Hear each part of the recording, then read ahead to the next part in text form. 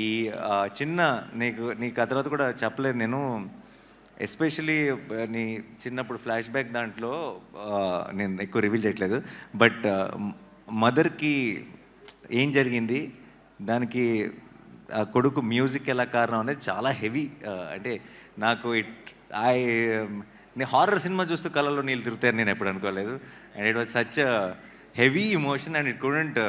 So నాకు నాకు బేసిక్గా హారర్ ఫిలిమ్స్ని ఊరికే భయపెట్టడానికి ఏదో ఒక రకంగా సౌండ్ ఎఫెక్ట్స్, లేదంటే డోర్ వెనకాల ఎవరున్నారు ఇలా స్లోగా డోర్ తెరుచుకుంటూ, అలాంటి సినిమాల కంటే కూడా కథ ఉన్న సినిమాలు చాలా ఇష్టం. ఒక కథ ఉండి, ఒక ఇమోషన్ ఉండి ఉంటే నాకు చాలా ఇష్టం. అందుకే నాకు ఇంగ్లీష్లో కూడా చాలా ఫిల్మ్స్ వస్తాయి, కానీ నాకు కంజూరింగ్ చాలా ఇష్టం. ఎందుకంటే కంజూరింగ్లో ఒక కథ ఉంటుంది. You will relate to that family, you will want to know what happen to them.